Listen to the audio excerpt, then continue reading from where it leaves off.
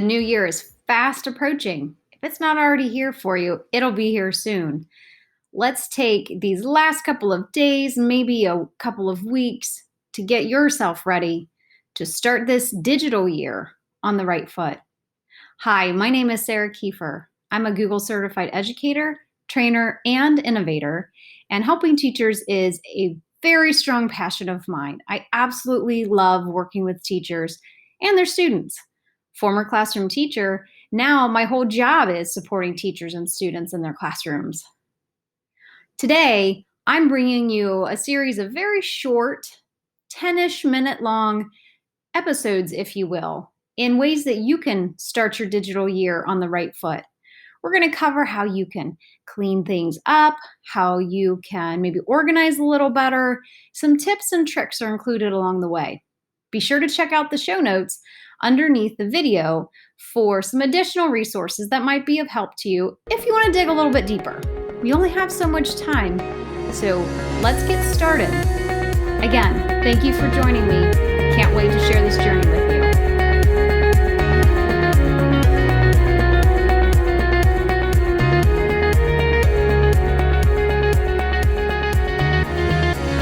The first place that I recommend that you start your digital year on the right foot is in your email. Whether you use Gmail like I do, or Outlook or another platform, you'll probably find the same tools and tips very helpful in order to get your year off to the right start. First thing that I suggest that you do to get your email going is go through old emails and quickly decide if you want to delete them or if you need to keep them. Quite often you're able to go through and select quite a few of them and delete them and get them out of there, because chances are if they're that old, you're probably not going to do anything with them at this point anyway. Obviously, don't delete things that you know that you're going to need. The next thing that I highly recommend that you do is over on the far left, you see my folder structure. Now, we've been using Gmail in my district for several years, and I love folders. I love separating out by big chunks. You can see that I have a year folder. I have one because I'm the co-coordinator for our DC trip. I have one for my pay stubs. I have summer school, which was a position that I would do every year, and then a big technology folder. Create a folder structure that works. Don't go too crazy. Keep it simple. Think of your big buckets. And we're going to talk about buckets again when we get to Google Drive. But let's create a new year's folder. Click on More all the way at the bottom, if you have so many folders like I do. And then here at the very, very bottom, create new label. And I would call it the upcoming school year name. And I don't choose to nest it under any other folder. I keep it right out there for quick access. And then I'm going to hit create. Now, since I already have one of these folders, let's just call it something a little bit different.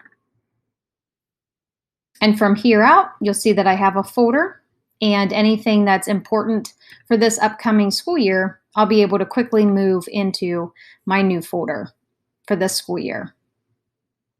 Now, keep in mind, you're not going to have unlimited space any longer in your Gmail accounts. So make sure that you are deleting ones that you no longer need and maybe don't apply to you. Now, something that you may want to look at, notice I have 3 different tabs in my email. This works really well for some people, but not for everybody. So take a minute as I explain what I've done with these 3 different tabs and decide if it's something that you think you might be interested in or might want to give it a try. So what I've done is I've actually separated out my emails into 3 different convenient tabs. My primary, I keep for ones that are coming directly from individual people or ones that maybe are from a company that we are working with as far as curricular programs. For social, this is if you're a part of any outside Google groups, and then updates. A lot of these are the shared with me items that you're going to receive an email for. It could also be for upcoming PD or big group activities. So make sure that you only divide them up if it works for you. To do that, in your settings, you can come down here and you can see all of your settings. And then you can go into your inbox and you can decide how many of those tabs that you would like to use. Now, when you hover over them, notice that it's going to kind of give you their AI, their automatic intelligence that and they're going to try to kind of quote read your emails and help decide which tab they are appropriate for. You can kind of help drive that later on as well. And then when you scroll down, you see that you have a couple of more options. And then if you make changes, make sure that you click that Save Changes button here too. Now, while we're in settings, something that I have found really helpful is in your General tab, make sure that you check out all of these settings that were here. And then as you scroll down, the autocorrect being on is a newer feature in Gmail, super helpful. Spelling suggestions, super helpful. Grammar suggestions, super helpful. And then when we get down to creating, pulling in your Google profile picture, and then creating a signature. Creating signatures is a really good way of keeping your emails looking quite professional. And mine, notice, is only text. It's my name, my title, my district, and then our motto. And you can always change the font, the size, and then do some of these other rich text formatting. You can have multiple different signatures. I like to stick to just the one. And then you can also decide when your signature is going to show up. When you go down a bit further, if you know that you're going to be gone, and they call it a vacation reminder or responder, it could be over Christmas break, it could be over Thanksgiving, but this allows you to go ahead and turn on those automatic responses that you might get sometimes from people. I'll be out of the office until such and such date, so that people are aware not to be anticipating an email back from you anytime soon, or until the date shows that you're coming back. Again, make sure if you make any changes that you go ahead and click Save Changes. Now, one final tidbit that you might be interested in your email is the theme, the background, the look of your Gmail. I keep my school email just this straight white. My personal email looks different, but you can do that, again, here in your settings. You have some real quick selections right here, but you can certainly click the View All. And then up here, you can also decide what your email actually kind of looks like. I like to keep it just at the default, but you can always change it to comfortable, which kind of just takes away any of those links or attachments, little preview here. Or you can go super compact and makes it really small. You can see a lot more of your emails on one screen. To a lot of people, that might be a bit overwhelming. I do like the default because I can go ahead and just click on any of these attachments and I'll be able to pull them up without actually opening the email. Those are my preferences. Give Gmail a little bit of an exploration, and I think you'll be quite happy when you get Gmail to a point where you're comfortable and you're able to go into here and do the things that you want to do in the most efficient manner possible.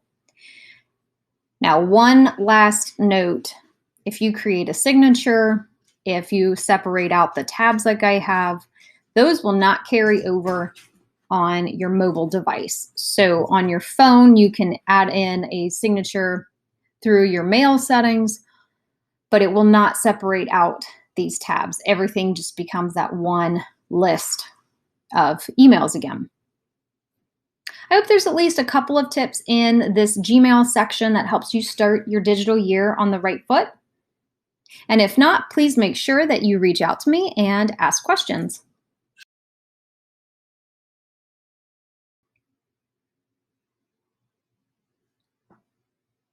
Another area where I really do advise you to spend 5 to 10 minutes, that's really all I think that it'll take for you to start your digital year on the right foot, is look at your bookmarks bar.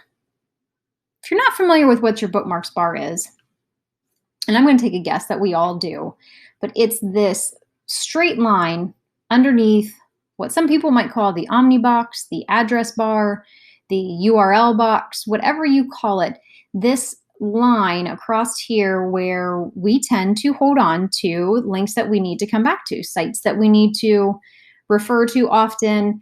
Maybe they're documents, maybe it's programs that you're required to use or that you're choosing to use. Take 5, maybe 10 minutes at this point in the year and spend a little bit of time cleaning it up, better organizing it, and golly, get rid of some of these bookmarks that you A, don't remember even bookmarking, or B, no longer even use. Now, you can easily do it just by looking at your bookmarks bar. I'm going to challenge you to do something. Not everybody's going to have this, but some of you will. Over here to the right, just to the left of the reading list, I'm going to guess that quite a few of us have 2 little carets. And when you hover over those 2 little carets, you're going to see hidden bookmarks. Some of you might have a short list. I don't have one at all. And some of you might have a very, very, very long list that you could even scroll through.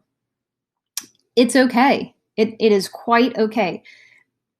I like to nest things inside of folders, which maybe you weren't aware that you could do. I'll show you how to do that in a moment, so that your bookmarks that I've got right here and that I've got right here and here and here, that would give me those 2 little carets for hidden bookmarks.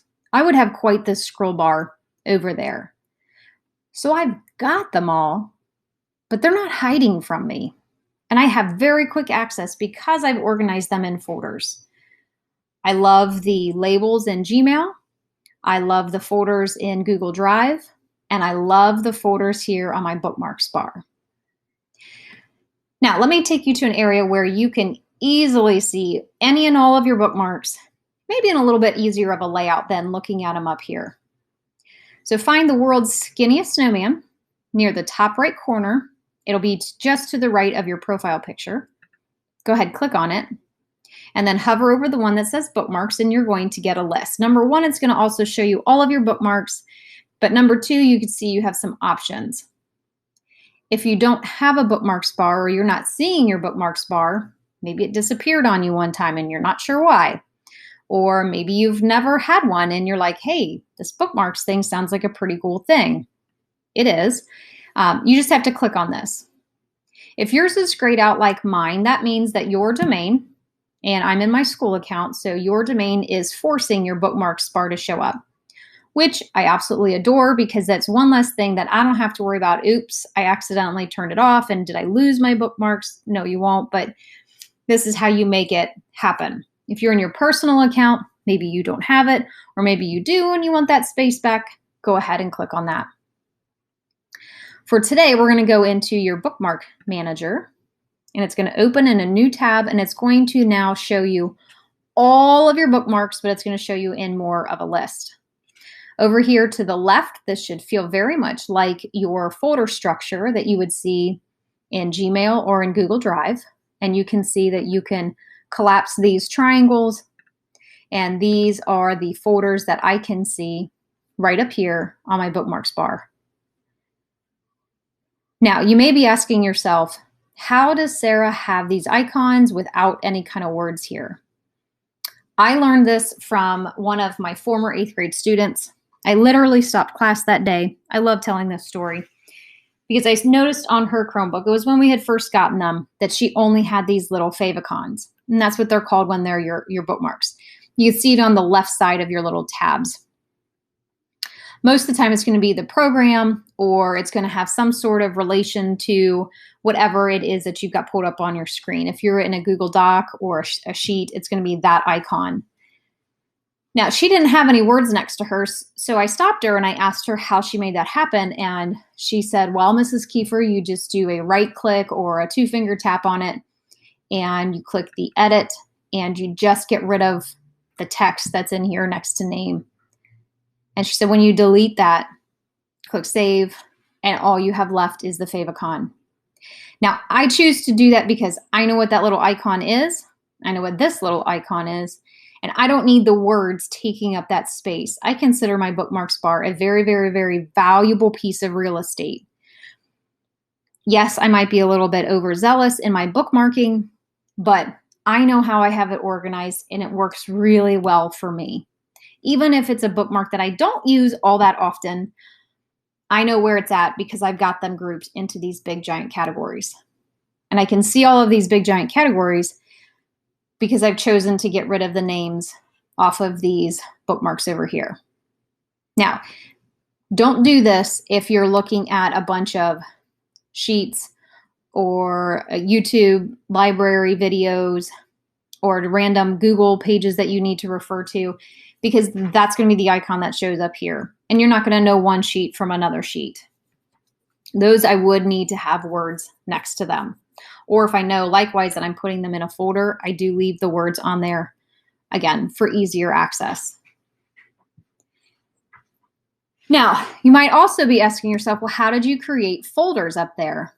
I operate a lot here on my bookmarks bar. And what I do is I do a right click or a 2-finger tap on the bookmarks bar, and then I can easily say add folder. I can call it whatever I choose to do, and then say save. And boom, there you go. New folder. One drawback, can't change the color of these folders. They're gray. Go with it, embrace it. Don't worry about it. If you're on the Bookmarks Manager page, over here on that World's Skinniest Snowman, you can add a new folder right here. And if you're just a recent convert and you want to import bookmarks from, say, maybe another browser, or you're looking to export bookmarks because maybe you're leaving a district, you can do both of those right there with, again, with that little skinny snowman. But remember, we're at the Bookmarks Manager page.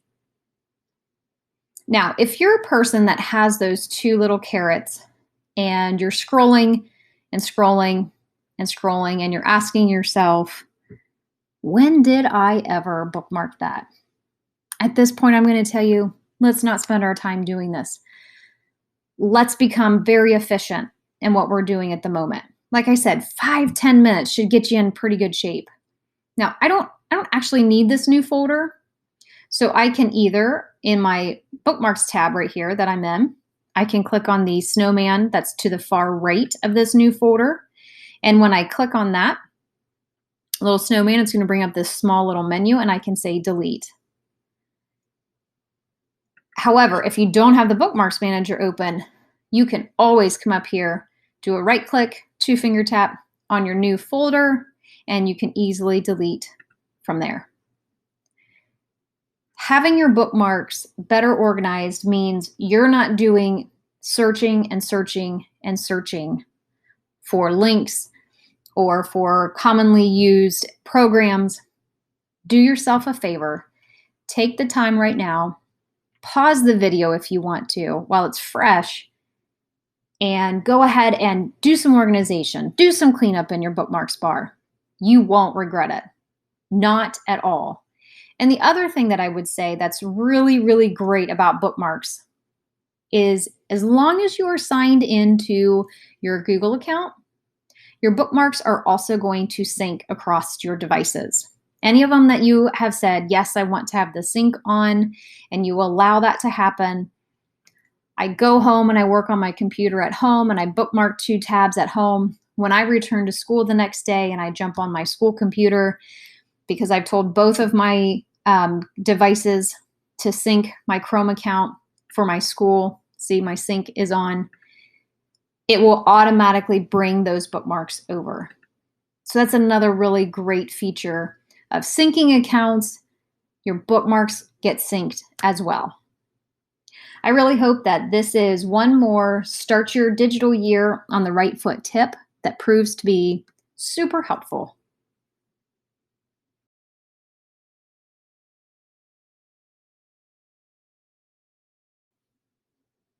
When's the last time you took a look at your calendar? And I mean like really looked at your calendar. Your calendar is another often neglected area that I think we need to spend a little bit of time on. Not I think, I believe we need to spend a little bit of time on and do a bit of organization, maybe a little bit of cleanup, and I'll show you how to do it in a way that's not super threatening or worrisome, that you're going to delete something that maybe you should not have deleted. Now, a lot of people take a look at my calendar and they get very overwhelmed and they say, oh, Sarah, it's just too much. And I would say it might be too much for you, but calendars are a very, very personal piece, just like bookmarks are, just like the way you organize your Gmail, just like the way you organize your Google Drive. It's very personal and you just have to make it work for you. I'm a very color and visual person, so you can see these in pink right here. These are my family events, and then the blue is my husband's work schedule. These yellows are birthdays or anniversaries, and I even go so far as to using little emojis or little icons that help me easily see what's going on. Now, this is summer, so it doesn't have a lot of school events on it, but you're going to look over to your left and you're going to find that you have tons and tons of calendars. If you're like me, maybe not. Maybe you do a really great job at keeping them cleaned up. What I'm going to show you is there is a difference. There are calendars, and then there are showing of calendars. Any of them that you can see the check mark are actually showing up over here. But you can uncheck them. You've not deleted the calendar. You still have access to it, and you can bring it back by putting a check mark in. For example, let's find one, the birthdays. Let's turn that off. Notice a couple of my events went away. I haven't deleted that calendar. I just turned off being able to see them. Easily bring them right back. Now, if it is a calendar that you are looking to delete completely, let's take a look at how you can do that. This can make this little section a whole lot easier. And let me back up one step. If you really want to clean this up real quick, click on that little caret, and it actually is going to collapse all of the calendars, and then you don't even see them. Now, that doesn't mean you did anything with them, you didn't organize them, you didn't delete them, you didn't hide them, or anything by that stretch. So let's start with these other calendars. Notice these down here. When you hover over them, you have you have the world's skinniest snowman showing up next to them. When you click on it, here you can change the color if you're interested in doing that. You can say display this one only, and it will take all of your other calendars that you have checkmarked, and it will turn them off visually, and you will only see this particular group. Or you can hide it from the list, and that literally just hides it, and I cannot see it here any longer. Let's find a calendar that I can do that for. So I'm going to open up my calendars, and what I'm going to do is let's hide this media lab. So I go ahead and I click on that skinny snowman, and I say hide from list. Disappears. Again, doesn't mean that I've deleted it. That's not something that I want to delete at the moment. Let's do this. Hide from list. I'm already feeling a little bit better. Hiding these from the list. It's cleaning up my calendars over here to the left. I'm feeling a little bit better. It's working out. I feel like my list is a bit more manageable. Awesome. Let's do that one too. Now, keep in mind, all I've done is I've hidden them. I can't see them. They're not right there in my face. What I'm going to do is let's go into our settings and let's dig a little bit deeper.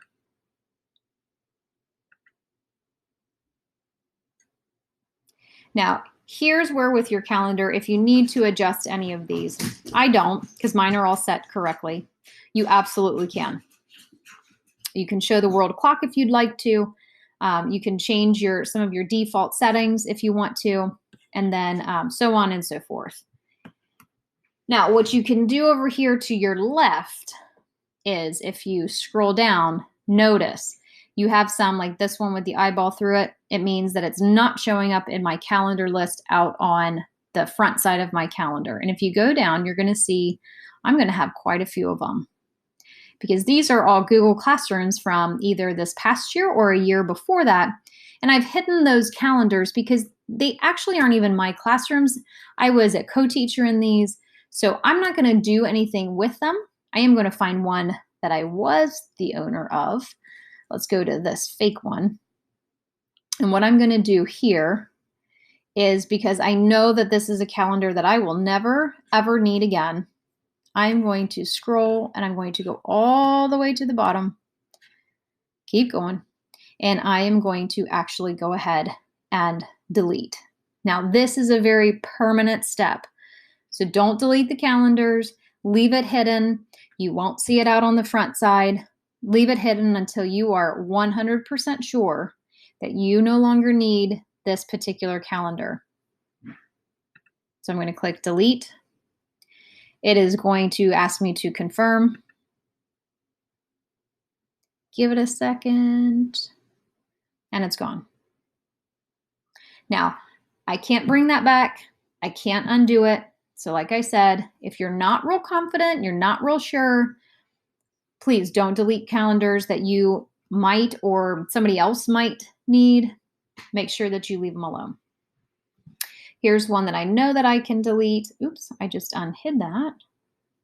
Don't click on the eyeball. It's going to show up here. Hide that again. That's another awesome thing. Right here in your settings, you can hide them from your list. So again, click on the name. Let's do it to another one. Click on the name and scroll all the way to the bottom. Now, this is a class that another teacher made. She's no longer with us, so I know that I can permanently delete it and it's not going to impact anyone. And it should be gone. There were several of those classes over here. I know you're probably wondering what happened. So again, taking some time, cleaning up your calendars, giving yourself a little bit less to be stressed out about or worried about. Calendars are very important to me, and know that you can have your calendars showing up also on your mobile devices if you have them logged in and if you've shared those calendars. So I hope this is another way that you can help get yourself started in your digital year and start out on the right foot.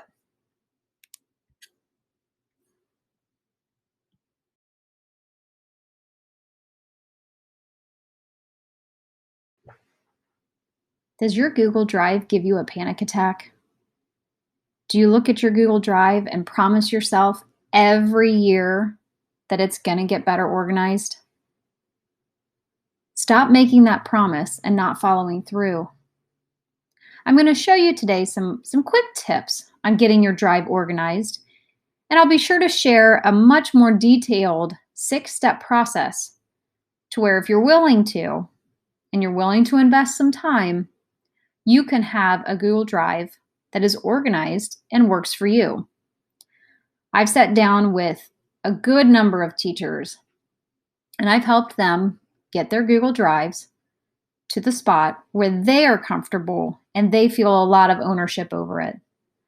I can't tell you to organize your drive the same way that I do, but I can share with you some tips and some thinkings that'll help you better organize your own Google Drive.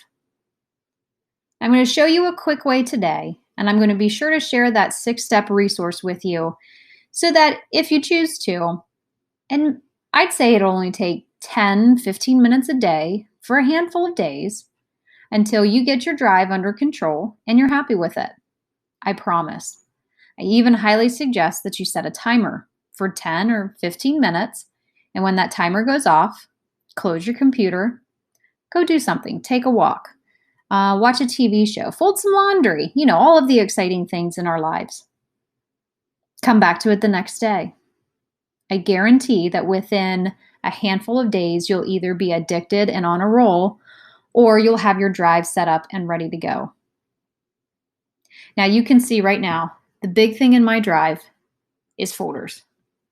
I'm a big fan of folders, whether it's on my Bookmarks bar, whether it's in my Gmail, or whether it's in my Google Drive. Creating folders is super easy. You can either click this little shark tooth and do a new folder, or you can click the giant new button and click folder there.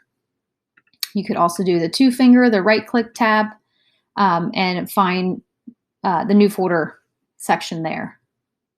One of the first things that a lot of people comment on is the fact that I don't have that big giant bar up here across the top. It's called quick access. I'm not a fan. You might be, and it might work really well for you. And that's the other thing. Make it work for you. Don't take my advice and say, well, this worked for Sarah Kiefer, because that works for me. You make it work for you. Now, if you don't have the quick access bar, or maybe you do and you don't want it, let's jump into our settings. Scroll down to the bottom. It's not a very lengthy scroll bar, and then click the Make Relevant Files Handy if you want it on, or uncheck it to turn it off. Now, what it does is it uses a little bit of artificial intelligence, and it's going to pull up 4, maybe 5, depending on how zoomed in your screen is, files that you either frequently use, that I've opened today, or that I've uploaded today, or maybe even that I've edited today. It's going to do that for you. So keep in mind, it's artificial intelligence. You don't have any control over it. You can't tell it which ones to be there. You can't bookmark them, and you can't delete them. They are what they are. It's a big reason why I'm not a huge fan of them being here, because I can't control what they are, and quite often I don't find it helpful.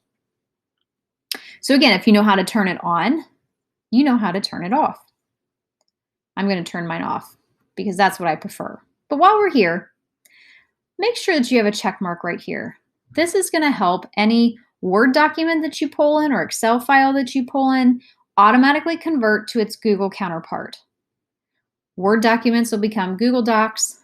Excel files will become Google Sheets. PowerPoints will become Google Slides, etc., etc.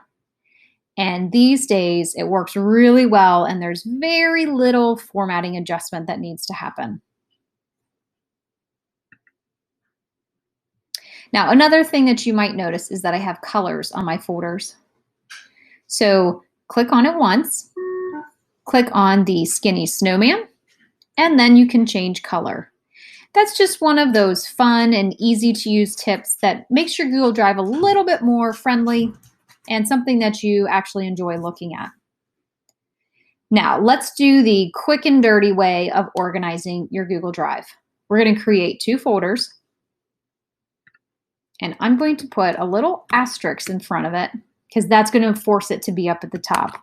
And I'm going to call this folder Keep, and I'm going to create a second folder, and I'm going to call it Delete. Right? I've got a Keep folder and I've got a Delete folder. Now, I'm not going to worry so much about it being right here, but I put that asterisk up here so that it keeps it up at the top, because I'm going to open my tree, my folder tree, and yes, that's what it's called over here. And then I can go through very quickly. And if I say Google Earth, what do I need Google Earth for? I can take it and I can drag it to my Delete. Yes, I could come down here and I could drag it to my trash, or yes, I could come up here and drag it to my trash. But you know what? I just want to dump it all in there to do this real fast, real quick decision. Keep, delete.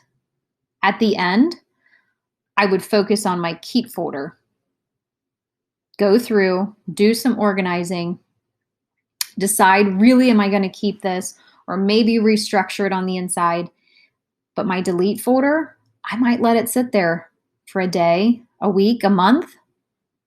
And if I haven't touched it in my Delete folder, maybe in 30 days, I come back and I delete my entire Delete folder. Don't forget, Google has changed. So if you delete something after 30 days, you no longer get it back. So don't be super quick to delete, because it may go so long and you may not need it for a couple of months. Maybe it's not for content that you're going to teach for 2 months. By the time you come back and you go, oh yeah, I had that, it's going to be gone. So make those quick decisions. Remember, this is the quick and the dirty. Keep or delete. Check out my resource, check out my resource for 6 steps to a better organized Google Drive, and it'll walk you through a whole mindset that you can wrap around and a whole activity that you can do to help yourself better organize. One last thing in Google Drive. I have a lot of people asking about the shared with me. You can't organize it.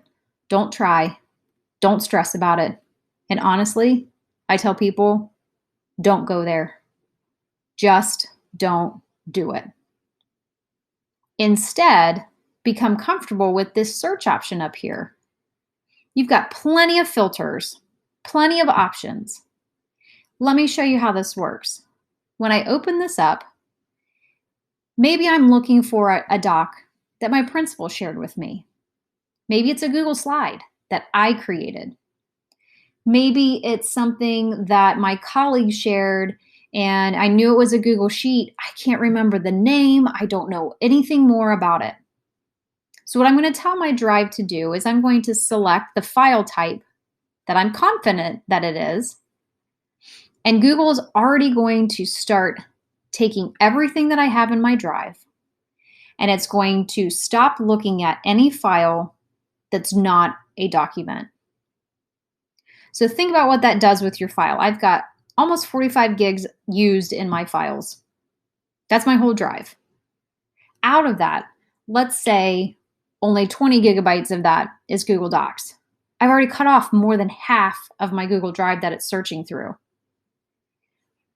You can also limit your search by person. Maybe it's a doc that I know that I created.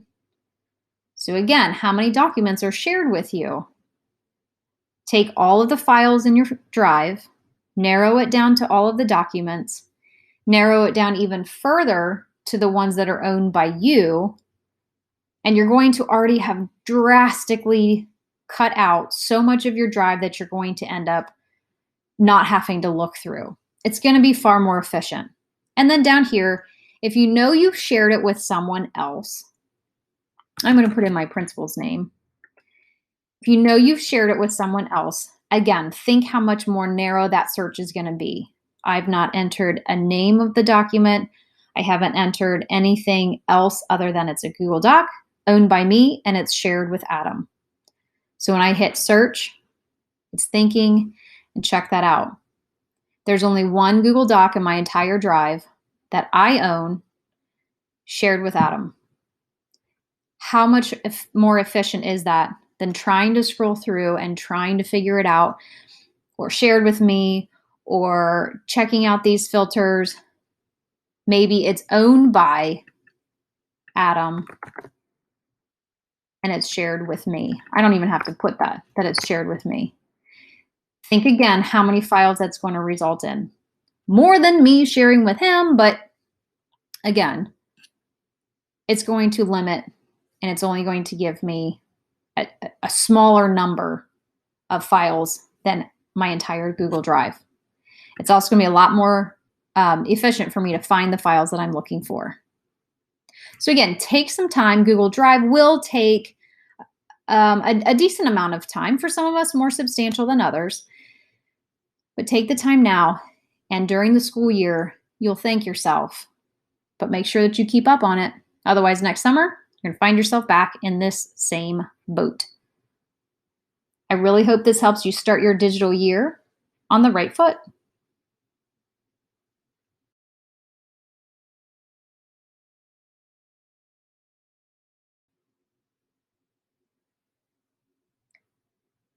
Another key area to start your digital year on the right foot is to jump into your Google Classroom homepage.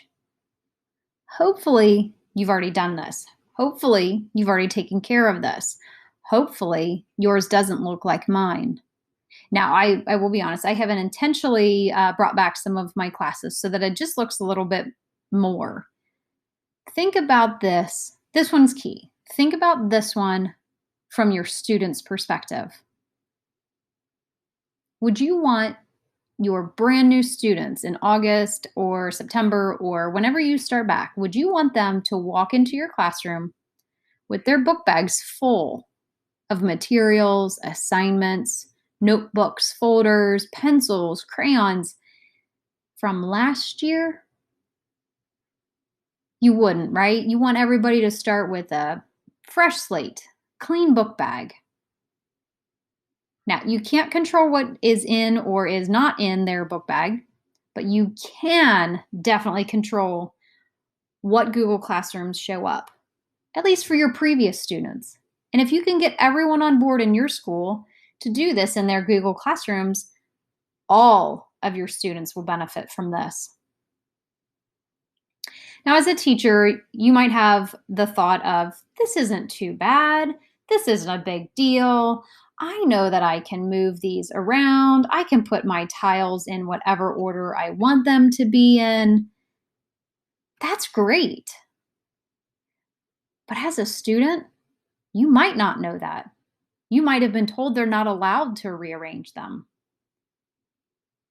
And if they're starting out their year with all of these classes from last year, they might very quickly become overwhelmed and a little frustrated.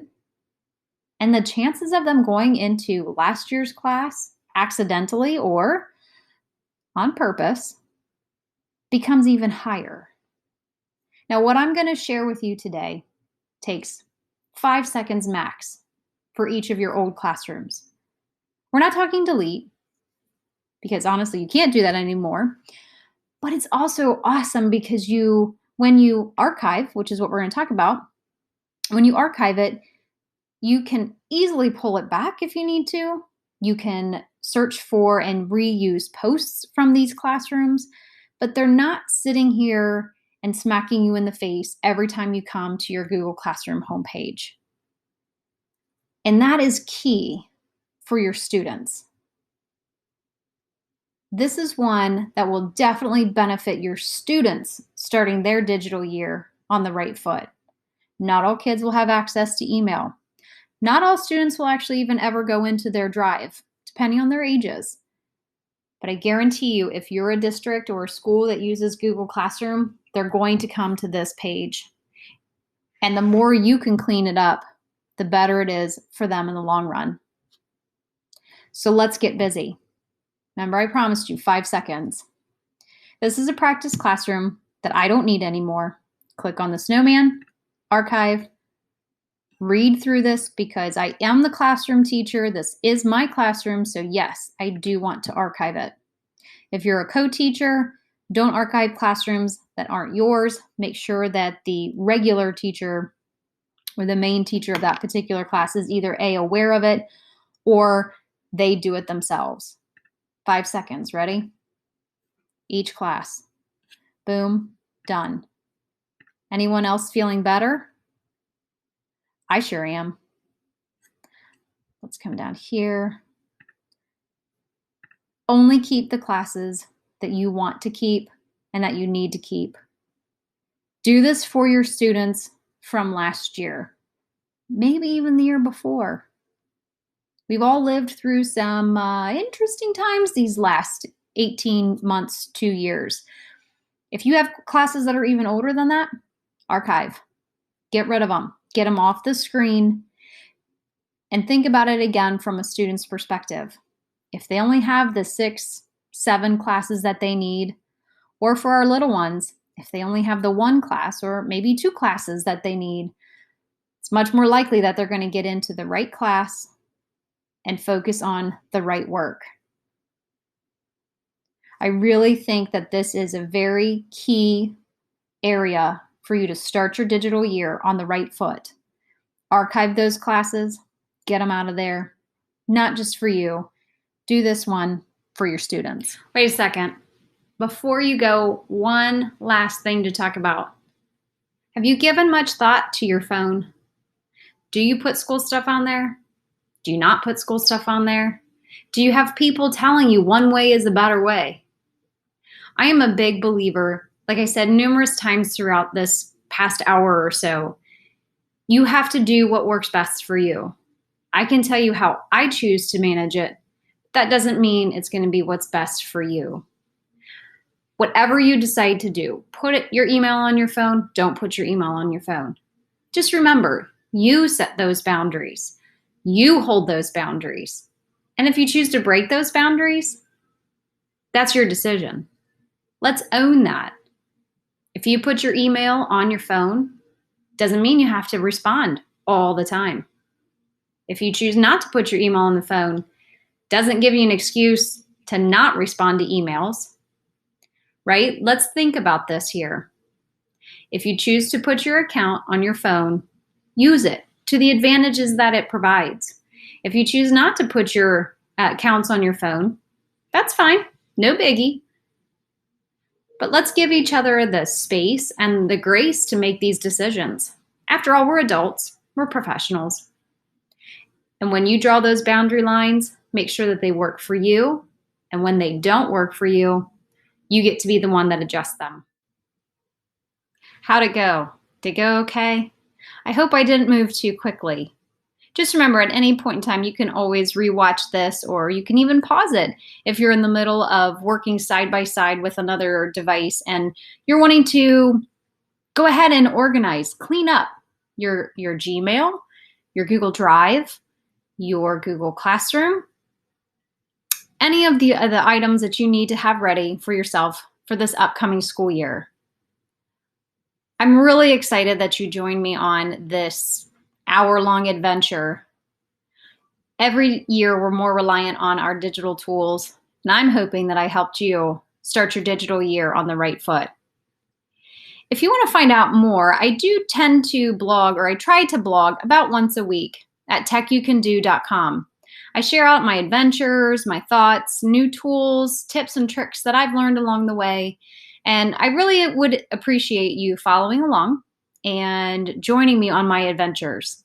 If at any time you have questions or you want some clarification, please don't hesitate to follow me on social media. I'm on Twitter, Facebook, Wakelet, one of my favorite tools, and you can always email me, sarah@techucando.com. Hope to see you again soon. Bye, and have a great year.